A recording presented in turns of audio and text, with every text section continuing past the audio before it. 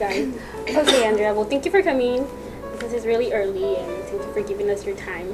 But if we can start by you telling us, where were you born and where did you grow up? I was born in Stockton, but in French Camp at the General Hospital out there. Grew up in the south side. Well, we started off at the west side in Lewis Park, the Lewis Park area, and stayed there until I was about maybe 8 years old. And then we moved over to the south side off of 8th Street. And that's basically where I spent the remainder of my elementary school years up into my teenage years. So you went to local schools, local high schools, and you went to UOP? Yes, but it wasn't right after high school that I went to UOP. I actually took a break from high school because at that time there were some family issues going on. So I was helping my mom with my siblings. I went to work, bringing home a paycheck. So school was kind of like way off in the distance. I wasn't doing school at that time. Okay, but you decided to go back. Yes, and that was after I was going to Delta College doing dance classes because we were really involved in like the Apollo nights with Tony Washington and my brother. He was a choreographer, so we'd get little dance groups together. Now the dance crew phenomenon is like really big, but back then it was like really special for us because it kept us out of trouble. And then after the birth of my first son is when I decided, like, hey, you need to get a plan of action because I didn't want what happened to me as a kid, my circumstances, to be the circumstances of my son. Now, how hard was it for you to, as a student myself, I mean, just being a student is hard. I can imagine being a mom and having other problems. How was it for you going to school full-time? It was a challenge because I had just moved out of my mom's house, so it's just me and my oldest son now. And I hit Delta College really hard, took full-time courses. I had full-time semester units, and I was working 2 part-time jobs, so school full-time and 2 part-time jobs, so it was exhausting. It was. Can you tell us a little bit more about your parents and the cultural side? Yeah, it was interesting. My mom, who was an African-American woman, met up with my dad, who was Mexican. His family's from Mexico, and it was definitely interesting back then, only because there was still that racial tension. And so my mom and dad did not stay together due to that and some other issues. So growing up, I grew up in an African-American culture, but my mom always made it very clear that you are Mexican too. You have another family. This is how they do things. And she always incorporated that into our day-to-day living too. So, I knew I was black and I knew I was Mexican, but I didn't see the difference until I got into school. And then people started pointing it out to me that you're different. But yeah, it was definitely interesting growing up with those two cultures. Because I think I got the best of both worlds. Yeah. So how was a day like? A day would be my mom taking care of us the way that she knew how. Like the African-American culture is kind of different. But at, dinner time came and there was steak a la chicana, beans and rice and tortillas. And, so, I mean, that's what I grew up with, yeah. And then there was the Chicano side where, there were the lowriders and, so I mean, it's hard to explain, and but it was definitely a fascinating experience. So you got the best of both cultures. I did, definitely. And now as an adult, how do you embrace, which one do you identify yourself with? Oh, that's a good question. My goodness, both. And I made that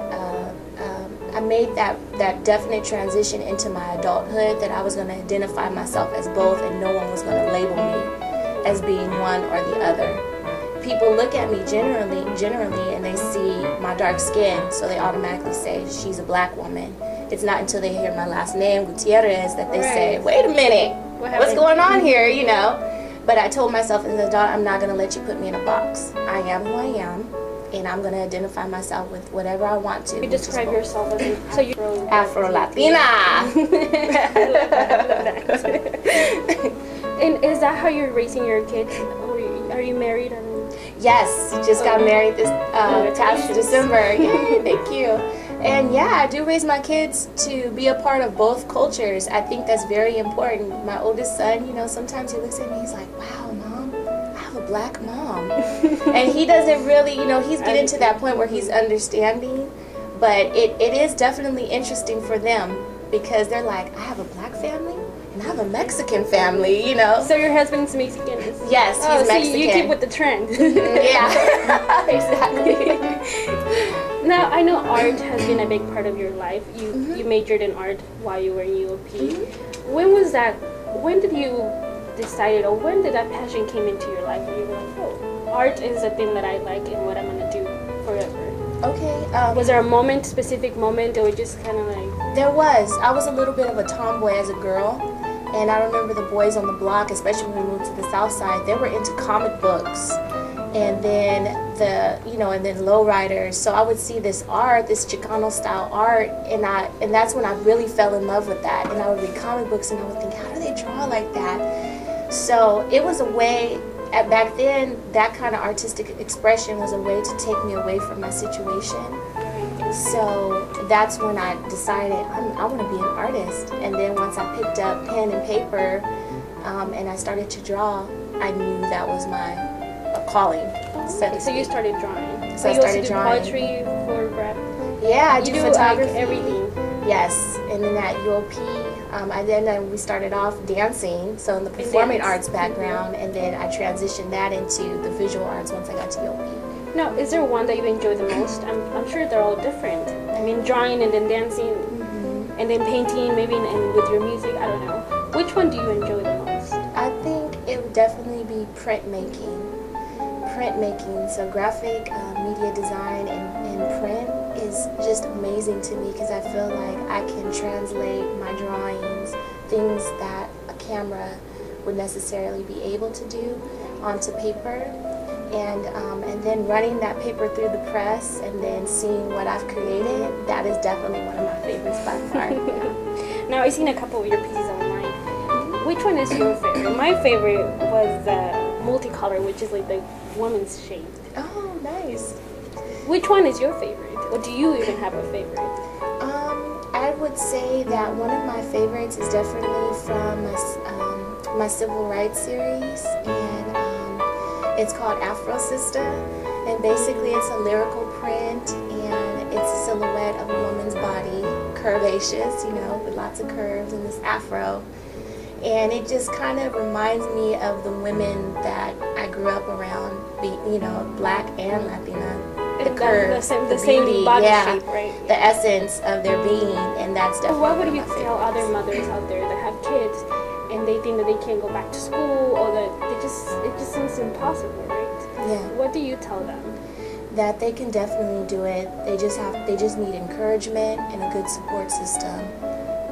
And when you have people on your side that are encouraging you on a day-to-day basis, especially when you feel like, I can't get up today, I don't want to do it, because it is hard, that's really the drive and the motivation to keep pushing you further in life.